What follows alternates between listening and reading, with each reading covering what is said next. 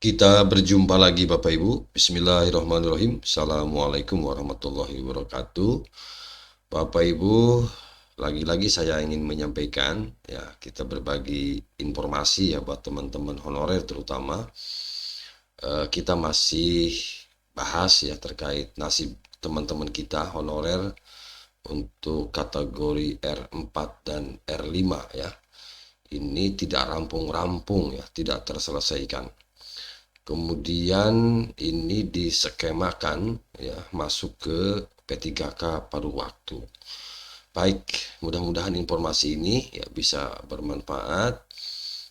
Saya coba nanti akan bacakan informasi ini ya, berita ini. Mudah-mudahan ini bisa mencerahkan. Untuk itu mohon kiranya disimak ya sampai selesai.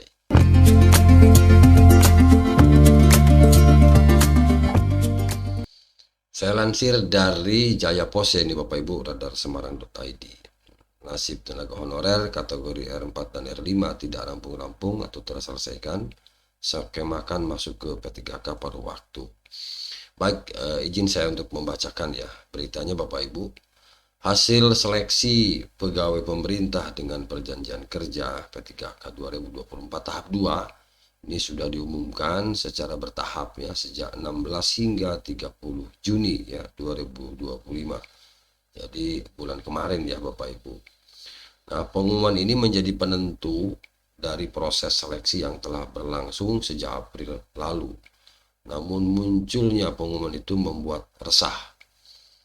Tentu ya Bapak Ibu, karena banyak kode-kode yang bermunculan ya terkait dengan adanya kategori yang berkodekan macam-macam, mulai dari R2, R3, R4, R5 malah gitu ya Bapak Ibu.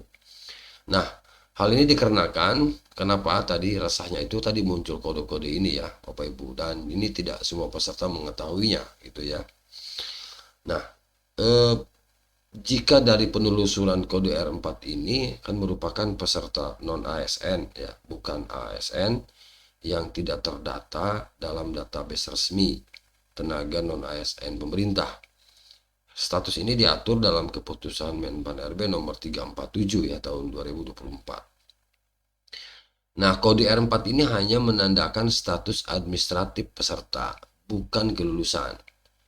Kan kalau lulus itu biasanya di ujungnya ada L gitu, ada huruf L. Jadi R4 garis miring L. Nah, itu jelas lulus ya. Tetapi kalau hanya kode R4 saja, nah ini katanya hanya menandakan status administrasi peserta, bukan kelulusan gitu ya.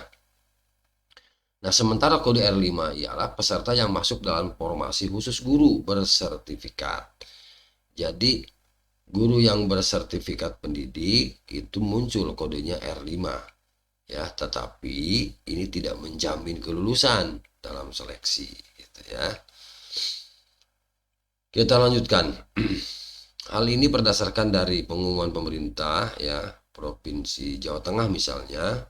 Ya, kode R5 adalah peserta lulus PPG menurut keputusan Bandar nomor 348 tahun 2024. Dengan kata lain, peserta R5 ini tidak bisa lanjut ke tahap pemberkasan. Jadi untuk yang memperoleh kode R5 ini tidak lanjut ke tahap pemberkasan, tapi masih punya peluang ikut seleksi di tahun berikutnya atau rekrutmen khusus. Nah, P3K tahap 2 ini Bapak Ibu diperuntukkan bagi tenaga non ASN yang sudah mengabdi minimal 2 tahun secara terus-menerus serta lulusan PPG yang mendaftar pada formasi guru di instansi daerah. Jadi untuk P3K tahap 2 saya tegaskan lagi, ini memang teman-teman yang non ASN gitu. Tetapi ada batas minimal ngabdi 2 tahun secara terus-menerus minimal ya gitu. Oke.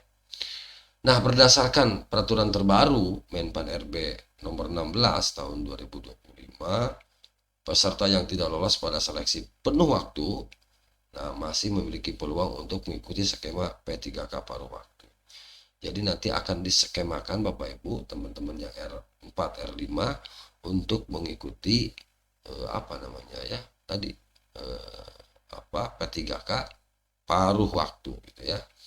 Nah, kriteria P3K paruh waktu dapat diikuti oleh peserta yang sudah terdaftar dalam database PKN dan masuk kategori R2 atau R3.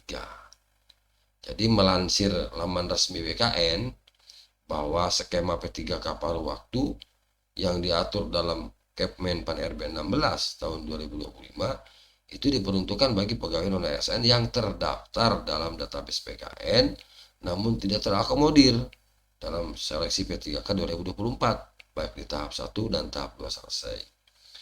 Nah, itu Bapak Ibu, bagaimana teman-teman kita yang statusnya belum masuk database. Nah, ini Bapak Ibu. Jadi PR besar ini ya bagi pemerintah, bahwa mereka juga yang tidak masuk database juga banyak yang sudah puluhan tahun ya mengajarnya gitu, atau bertugasnya atau bekerjanya. Nah, menanggapi kegaduhan ini Bapak Ibu terkait dengan tenaga honorer R4 R5, maka DPR langsung menggelar rapat dengar pendapat ya bersama pengurus besar PGRI. Jadi PGRI dilibatkan nih Bapak Ibu ya. Kemudian Ikatan Pendidikan Nusantara berkaitan dengan nasib honorer dan pegawai pemerintah dengan perjanjian kerja. Jadi dibahas. Oke. Jadi Ketua Komisi 10 ya menegaskan bahwa DPR akan terus memperjuangkan aspirasi dan keberpihakan kepada guru serta mendorong sistem pendidikan nasional yang lebih mumpuni, berkarakter dan berpihak pada nilai-nilai kebangsaan. Ya, baik. Nah, apa masukannya dari PGRI Bapak Ibu? Ini sangat berharga ya masukannya karena berkomitmen untuk mengawal dalam proses legalisasi, penganggaran dan pengawasan. Guru harus mendapat afirmasi yang layak dan pendidikan kita harus kembali pada semangat gotong royong dan karakter kebangsaan.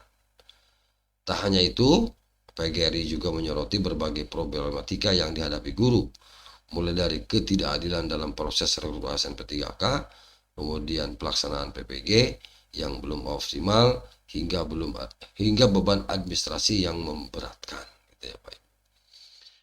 Nah, mudah-mudahan di perjuangan PGRI juga menghasilkan sesuatu yang memang didambakan gitu oleh teman-teman honorer, paling tidak berubah status ya dari honorer menjadi ASN P3K. Baik Bapak Ibu, itu saja yang dapat saya bagikan ya terkait dengan tadi judul di atas, bahwa apa itu namanya tenaga honorer ini untuk kategori R4 R5 ini walaupun tidak selesai sampai sekarang, tapi insya Allah akan indah pada waktunya. Mudah-mudahan cepat terakomodir dan terrealisasi. Terima kasih ya, mohon maaf agak panjang paparannya ya Bapak Ibu, mudah-mudahan mencerahkan. Assalamualaikum warahmatullahi wabarakatuh.